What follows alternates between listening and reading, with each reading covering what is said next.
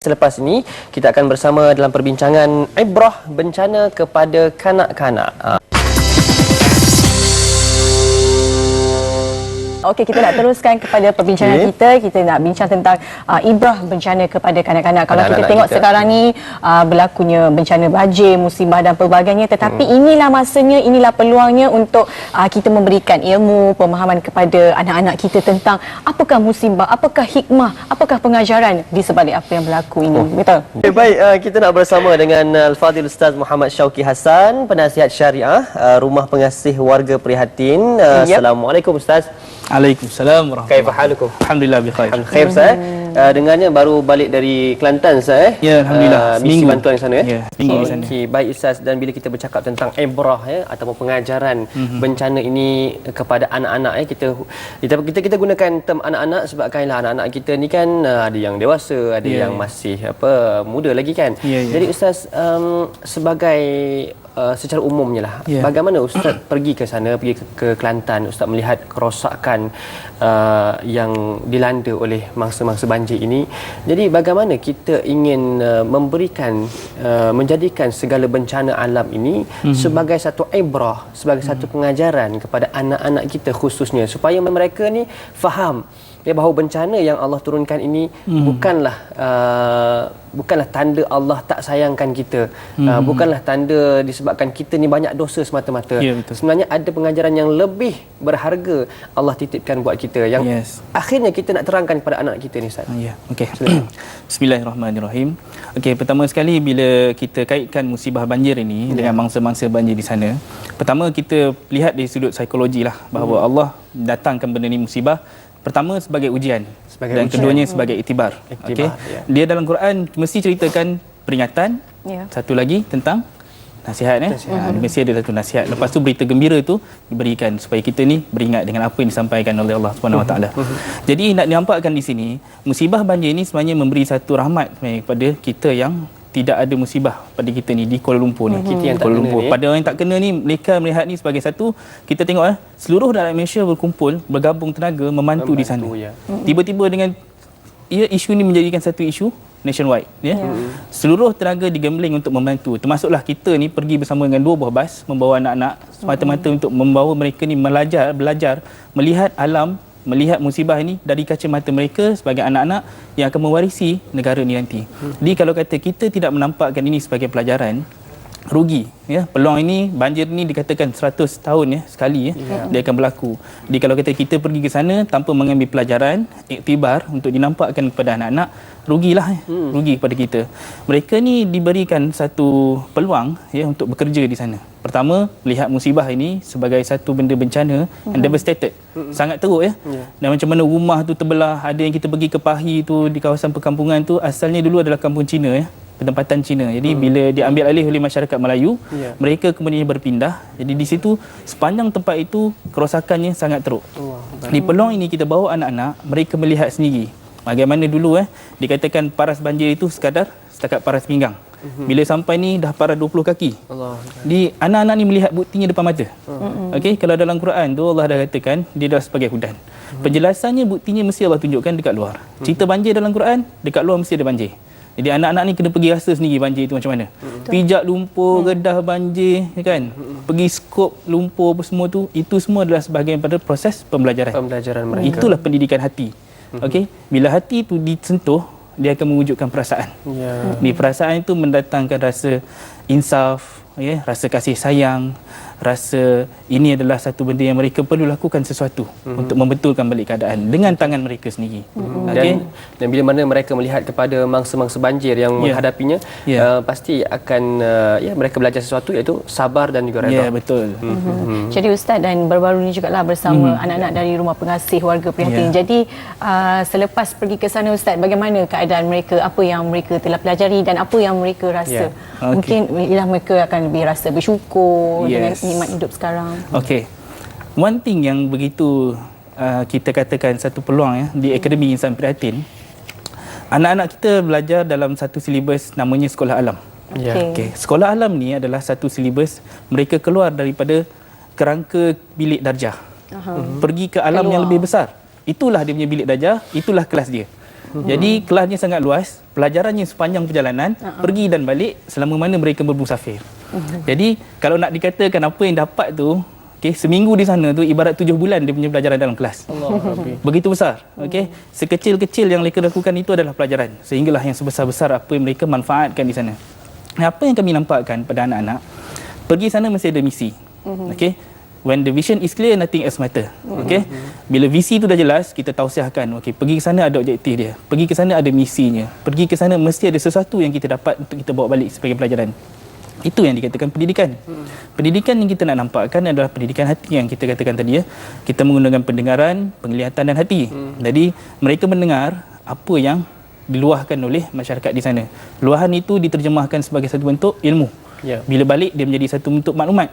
Kita proses maklumat tu. Maklumat-maklumat yang kita dapat, kita kumpulkan, dijadikan asas untuk mereka belajar, mereka kutip, mereka jadikan satu dapatan dan kongsikan kepada mereka yang tidak pergi. Okey, dari situ pula dia menjadi satu maklumat yang boleh kita artikelkan.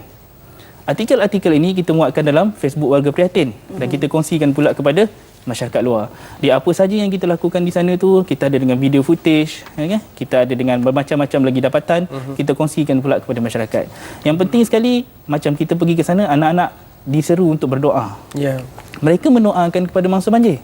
Jadi bila mangsa banjir itu mendapat doa daripada seorang anak, kalau ustaz macam saya ni pergi sana doa, orang tak rasa apa, kan? Baca doa cantik-cantik, indah-indah pun orang dia tak rasa, dia tak tersentuh. Sebab benda tu dah biasa. Ustaz lah kan. Ustaz kan. Biasa tu. Tapi bila kita bawa anak dengan doa yang syahdu, dengan anak tu sendiri menangis, rintihan dia lagi dan seruan doa itu menyentuh hati dia. Jadi benda tu mengakibatkan bukan kata kita yang dapat pelajaran, mereka juga mendapat pelajaran. Itu yang paling penting. Okey, baik Ustaz, itu bagi mereka yang tidak mengalami ataupun tidak menghadapi musibah banjir. Betul. Bagi anak-anak yang menjadi mangsa banjir ini, apa ibrah yang bakal mereka perolehi Ustaz? Okey, baik. Kepada anak-anak mangsa banjir lah kita nampak mereka adalah generasi yang mewarisi apa yang telah ditinggalkan oleh nenek moyang mereka. Saya di sana dan kami di sana tu ada melakukan dapatan maklumat sehingga kita pergi ke celah-celah kampung. Ke ceruk-ceruk kampung yang bantuan hanya tiba di kawasan Pemandaran. Pekan. Tapi laluan denai apa semua tu tak ada orang explore. Bila kita pergi ke kawasan tu, ada yang telah menetap sana hampir 30 ke 50 tahun. Tapi anak-anak dia masih di situ, belajar di situ, ada yang tak belajar, ada tak bekerja, beranak pinak di situ. Mereka dah melihat kerosakan tu bertahun-tahun. Bahkan banjir ni every year berlaku. Okay, kita menampakkan kalau boleh anak-anak ni cuba mengambil peluang. Pelajarannya Allah dah bagi setiap tahun. Kan sepatutnya mereka melihat ini adalah satu proses bagaimana mereka perlu berhijrah. Dan dalam Quran Allah ada katakan macam mana kan bumi Allah ini luas. Malaikat katakan, bumi Allah ni kenapa kamu tak berhijrah? Itu satu seruan. Kalau seruan dalam Al-Quran pula dia menjadi perintah. Kan? Kalau kita dah rasa diri kita tertindas, diri kita ni telah pun dirasa dizalimi ataupun kita rasa begitu sengsara, patut kita mencari peluang lebih baik di luar sana. Jadi anak-anak di sana, seruan kita di sana mereka telah melihat bagaimana banjir itu, musibah itu mengakibatkan kehancurannya makan tahun untuk dipulihkan. Okay, tapi semangat yang diperlukan adalah kerjasama. Okay. Di Kelantan kita lihat bagaimana mereka lebih kepada sifat tunggu dan lihat. Okay, tunggu bantuan tiba, lihat bantuan yang tiba. Okey, waktu kita ada rumah di tengah jalan arus deras menghanyutkan rumah tu sampai ke tengah jalan. Rumah tu berminggu-minggu di situ. Maksudnya tidak ada siapa tak ada siapa mengalihkannya. Untuk mengalihkannya. Ya, lepas tu dengan ranting-ranting kayu apa semua tu dah jatuh, ada orang dah racik-racik dah potong-potong, tapi biar tepi jalan. Kita sukarelawan ni nak pergi kena lalu satu lane je. Sibuk tak sibuk jalan tu menyusahkan kita lah. Jadi inisiatif kita, pertama kita didik anak-anak kita. Okey. Kalau Rasulullah kata alih seranting pun pahala dia dah besar. Ini bayang kita alih sebiji rumah. Sebiji rumah subhanallah. Kan ganda-ganda lagi. Kita pergi sana kita mewujudkan uswah.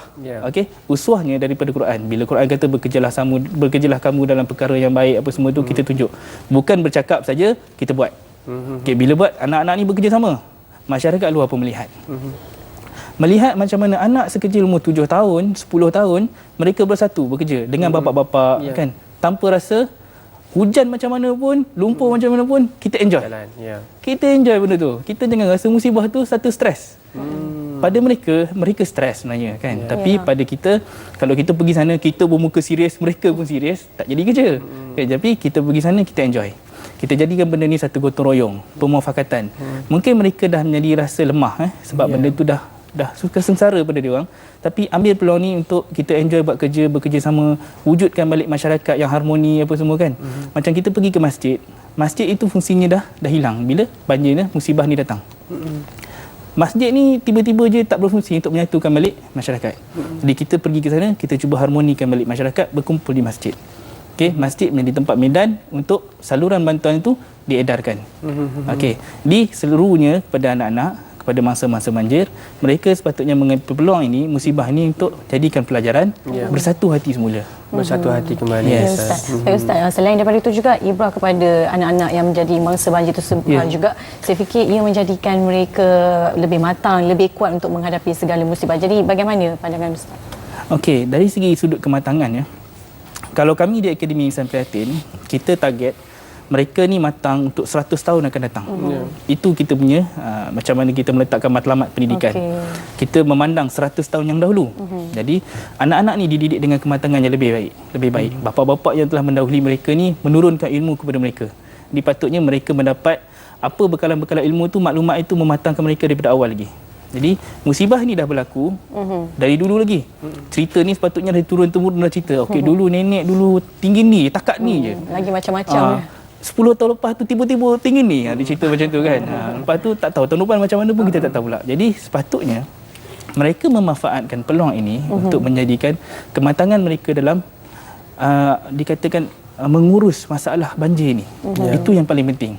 Dan nampak air nak naik, okey, segerakan benda tu. Jangan tunggu dah lihat lagi. Okey, sepatutnya dah tahu dah benda dah berlaku, sepatutnya tak boleh 2 kali lagi jadi kerosakan. Kan kita dah tahu benda tu, kematangan itu mengakibatkan kita berfikir lebih jauh. Okay.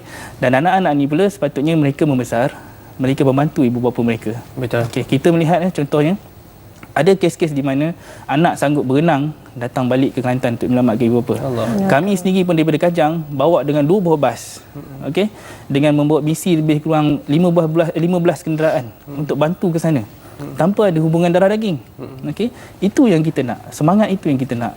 Daripada Prihatin kita pergi ke Kelantan membawa misi kemanusiaan semata-mata untuk mematangkan anak-anak kita. Bukan anak-anak yang mangsa banjir saja. Anak-anak kita sendiri pun perlu mengambil peluang ni untuk menjadi matang. Jadi Ustaz setuju kalau misalnya sukarelawan tu juga membawa anak-anak mereka untuk membantu. Betul. Saya rasa benda itulah adalah langkah paling bijak. Pertama, 100 tahun benda ni berlaku sekali saja. Okey. Nak kita pergi jumpa balik 100 tahun akan datang, kita pun dah tak ada. Alam tak tahu lagi. Anak kita pun tak tahu macam mana keadaan tu. Kan? Jadi kalau kata kita pergi ke sana, bawa mereka adalah untuk mendapatkan input-input bagaimana mereka nak bekerja.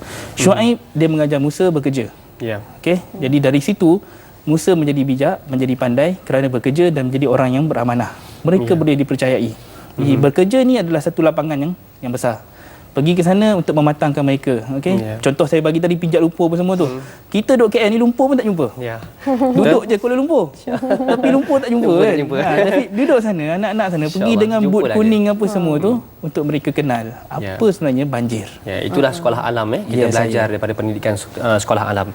Baik, jazakumullah khairan jazak. Terima kasih ucapkan kepada Al-Fadhil Ustaz Muhammad Syauqi Hassan, penasihat syariah Rumah Pengasih Warga Prihatin. Terima kasih Ustaz sekali lagi. Assalamualaikum warahmatullahi wabarakatuh. Waalaikumsalam warahmatullahi. Itu dia.